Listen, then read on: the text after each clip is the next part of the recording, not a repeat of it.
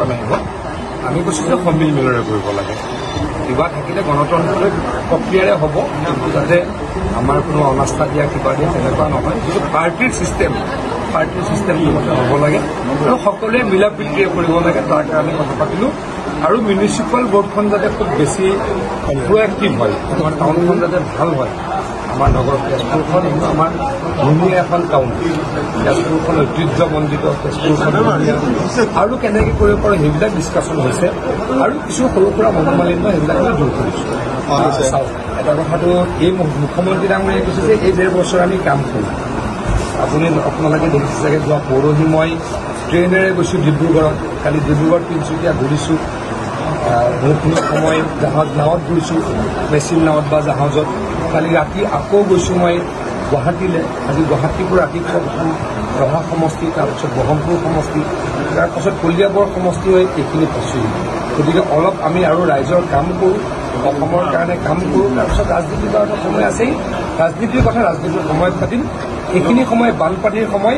মই নিজকে অত্যন্ত ব্যস্ত ৰাখিছোঁ বানপানীৰ লগত গতিকে ৰাজনৈতিক কথা এইকেইদিন মই কোৱা নাই বৰাক ভেলীত 7টা মথাউৰি ছিঙিছে ব্ৰহ্মপুত্ৰ ভেলীত এতিয়ালৈকে ক'তো ছিগা নাই কিন্তু এটা ভাল খবৰ 7টাই আমি এতিয়া ফিল আপ কৰিলোঁ আপোনালোকে খবৰ ল'ব পাৰে আমি বানপানী হৈ যোৱাৰ 1 সপ্তাহৰ ভিতৰত সেই ব্ৰিজসমূহ মাৰি দিলোঁ এইখিনি কথা আমাৰ কাৰণে ভাল খবৰ বহুদিনীয়া নগঞা ৰাইজৰ কলিয়াবৰ ৰাইজৰ সপোন এটা আছিল কলমখন বোৱাব লাগে আজি মই আৰু কেশৱ মহন্ত ডাঙৰীয়া সেইখনো চালোঁ অহা সপ্তাহৰ পৰা হয়তো ভগৱানৰ আশীৰ্বাদত আমাৰ কলমখনো বুৱতী নদীলৈকে ৰূপান্তৰিত হ'ব চাওক কেনেকুৱা উইক ক'বলৈকে অকণমান দিগদাৰ কিন্তু আমি খুব এক্টিভ থাকোঁ মথাউৰি কিছু এক্টিভ আছে কাৰণ অসমত 60 চনত 70 চনত 80 চনতো মথাউৰি বনাইছিল গতিকে উইক মথাউৰি ডেফিনেটলি থাকিব কিন্তু আমি আগতকৈ বহুত ভালদৰে কাম কৰিছোঁ এটা কথা আমি আপোনালোকক জনাব কৈছোঁ যে অসমত এতিয়া 264 পৰা 300 কিলোমিটাৰ মানে আমাৰ ইঞ্জিনিয়াৰসকলে প্ৰথমে কৈছিল যে 264 কিলোমিটাৰ আৰু মথাউৰি মাৰিলেই অসমত মথাউৰি মৰা চেষ্টা আৰু অলপ এতিয়া কৈছে যে আৰু 20-40 কিলোমিটাৰ বেছি হ'ব পাৰে মানে ধৰি লওক 300 কিলোমিটাৰ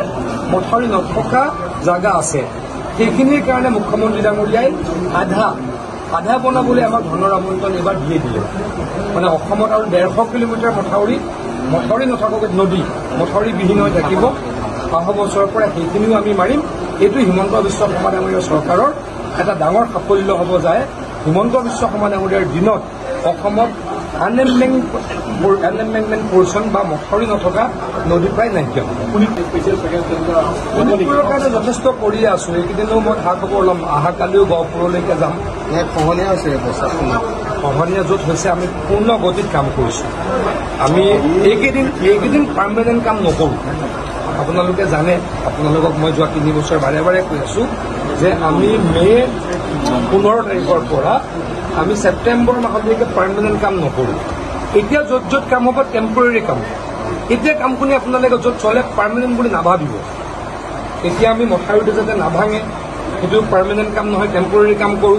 গৰাখহনীয়া ৰোধ কৰিব পাৰি নেকি টেম্পৰেৰী আমি চেষ্টা কৰোঁ আমি 70% সক্ষম হোৱা হৈছোঁ আগতে অসমত মথাউৰি ভাঙে 40টা বছৰত যোৱা বছৰ ভাঙিলে 21টা নে 22টা এইবাৰ এতিয়ালৈকে 7টা মই ভাবোঁ 20টাৰ ওপৰত ভাঙিব নোৱাৰে কাৰণ আমি খুব এক্টিভলি চাই আছোঁ মানে 50% মথাউৰি ভাঙাটো কমি গ'ল কাৰণ এইকেইদিন আমি পাৰ্কোপাইন যোগান ধৰোঁ জিঅ' বেগ যোগান ধৰোঁ আৰু ডিপাৰ্টমেণ্টটো যিমান পাৰোঁ সষ্টমকৈ ৰাখোঁ গতিকে কৰিবলৈ চেষ্টা কৰিছোঁ সকলোখিনি আমাৰ হাতত নাথাকে প্ৰকৃতিৰ হাতত থাকে তথাপিতো দিনে ৰাতিয়ে কৰিবলৈ চেষ্টা কৰোঁ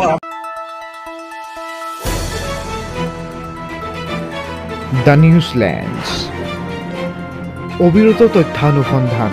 আপোনাৰ সেৱাত খবৰ সন্ধান দ্য নিউজলেণ্ড